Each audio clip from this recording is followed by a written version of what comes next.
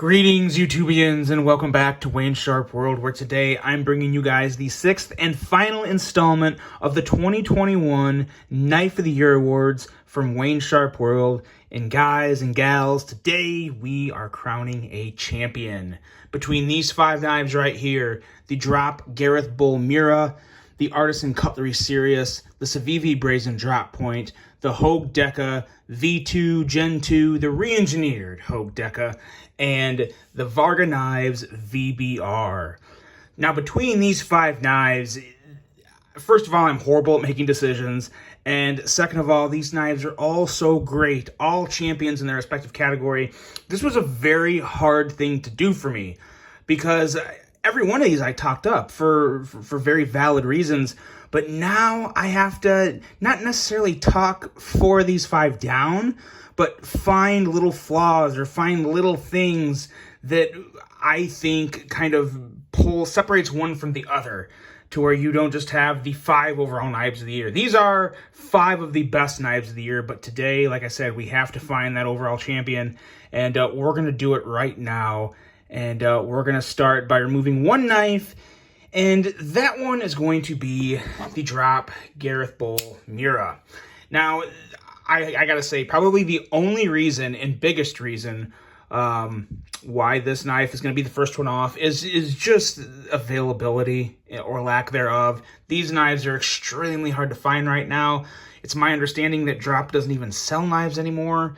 So I don't know what's going to go on with this model. I really hope that the community is it's going to be a slap in the face to the knife community if another run of this knife is not made, because it's that good.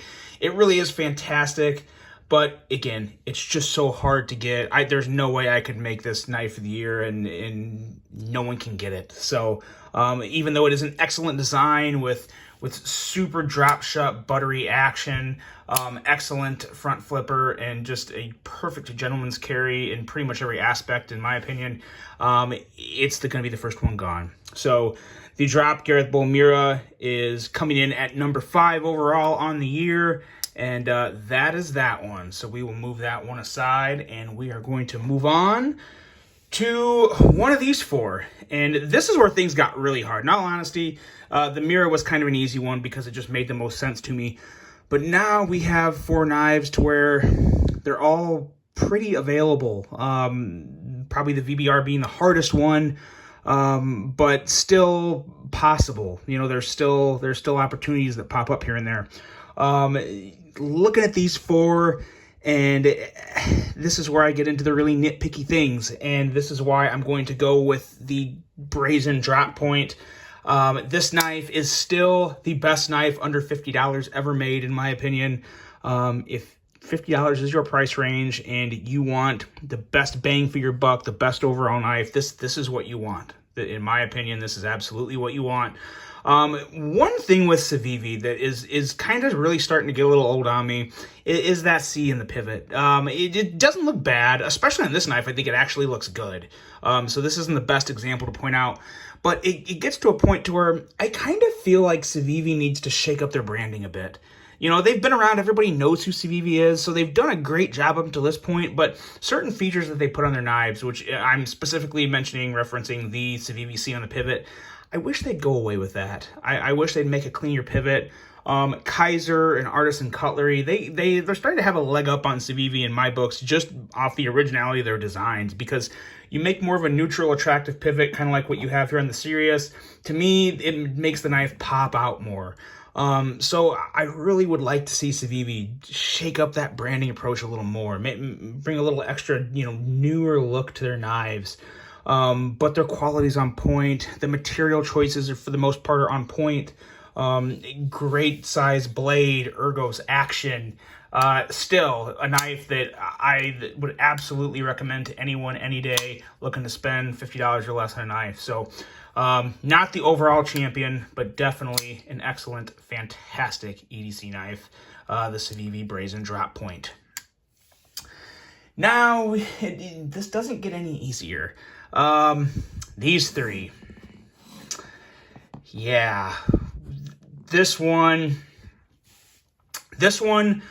it was probably the second easiest choice, and I'm only doing this for the main reason of, keeping something fresh and complete, or, it's hard to even describe, but I'm going to take off the Hogue Deca V2, the re-engineered Hogue Deca, only because it's a re-engineered model. It's not a brand new model. And that's kind of, again, we're to the point to where I like these three knives. I love these three knives so much, I have to get really nitpicky. So for the year of 2021, as everybody knows, this is nothing brand new, but it's made better. It's great made greater, by reducing those screws, putting on that deep carry clip. It hurts to take this off, because I am a big Hogue fan, especially after, really experiencing the quality on their knives, the action, the edges. It's all great. It's all coming straight from America. It's everything that I want in an EDC knife. But this one, for considering the circumstances behind the knife, I just think that the other two knives that you see on the table are just slightly more deserving, because they're fresh, original designs for the year of 2021. So yeah, that's that's the best excuse I got, but it still hurts to take this one off the table. I tell you what, it may go straight from the table into my pocket, because it really is that good. The re-engineered Hogue Deca coming in at number 3 overall. And now we are down to 2. 2. What do I do with you? Which one do I grab? I love both of these knives for very specific reasons. And I thought about this one for, God, I've kind of been thinking about it for quite a while, because I had a feeling both of these knives were going to be somewhere in the top 5. I really did think they were going to make it this far.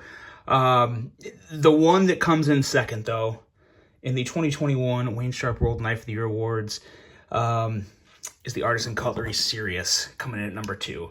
And again, I don't really have anything bad to say about this knife. It is an affordable Ray Laconico design, which is amazing.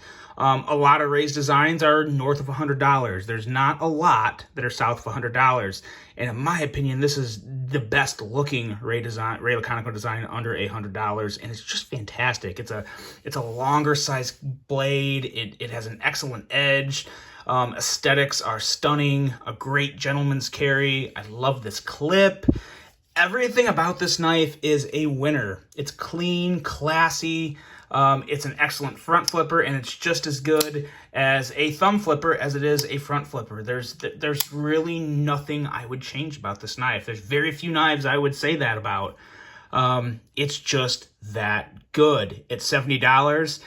This is an excellent offering. Excellent offering from Artisan Cutlery. Excellent design from Ray Laconico. With a couple more premium versions available north of $100 at, like, I think $120 to $170. I don't remember that, but there's an all titanium version with S35, and then there is a micarta version with S35. But you just have so much variety with this knife. It's so elegant in everything about Ray Laconico that I enjoy. And it's just good. It's just good. You guys have already heard me say all the positive things about it in the category division of this knife. So that's where we're at. The Sirius is coming in at number 2, and it is still one that, if you like front flippers, if you like that single thumb stud, if you like these aesthetics, for $70, it's one that no one should pass up if you have any interest in it, because it is a fantastic knife. I kind of feel like it hasn't sold as well as it should. I don't think it gets nearly the amount of respect that it should, because it's just a fantastic design, and really nothing to be upset about with this. So just an amazing job by Artisan Cutlery, and I love it when amazing makers like Laconico or Isham or Elishewitz or Vox, you name it, guys that can team up with these knife companies and make affordable offerings of their work. It's great for their fans and anyone that likes their designs. It's always good when you can when you can get your design out to you know, many ranges of the industry in terms of, you know, the high premium class and the, you know, the more budget minded folks out there. It's just great to have a lot of options to choose from, and Artisan really hit a home run with this knife. The Artisan Cutlery Sirius coming in at number 2. And now we have our number 1 knife of the year, and it doesn't need any introduction, but it's gonna get it. The Varga Knives VBR. This one, you know, I kind of, when I originally started this series, I kind of wanted to stray away from picking the most expensive knife, because that's easy to do, because obviously you have the premium everything. You have some of the best ergos I've ever experienced on a knife. For me, this is right up there with the Hogue K320 Nitron and the Spyderco Shaman. Those two and this knife right here are probably the 3 best ergos on a knife I've ever handled. They're just perfect. You have a sleek and smooth design that is just attractive from every single angle you can look at it from. And it's just that good. If this knife was $100, it would still be the overall winner. I couldn't avoid putting this knife at number 1 because there's way too many things I like about it.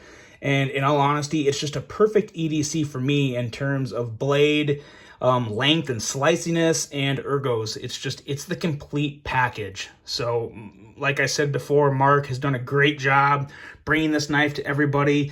He's done an excellent job at engaging with the knife community and, you know, being easy to get a hold of and just, you know, being happy to be a part of it. It's not just a business for him. He enjoys the community, and he's doing great things within it. And I also have a very important announcement to make about these VBRs. There is a new production run in the works for a Gen 3. Yes, an upgraded Gen 3, or not upgraded, updated Gen 3. The pre-orders are going to be available very soon. Right now, Mark's in the process of building a website. When he gets that website completed, which is literally days away from what I've heard, pre-orders will open up, and you will be able to pre-order a Gen 3 VBR with some minor changes, but there's also a couple major changes that I think you guys are going to love, and I'm going to tell you what they are right now. The first major change, there's going to be internal milling. Where you see this, all the flatness in here, there's going to be internal milling on the inside of the handle to reduce some weight. So that's going to be a very welcome change to the model. I personally don't have any issue with the weight whatsoever to begin with. Not by no means is this a knife I would carry in basketball shorts or anything like that.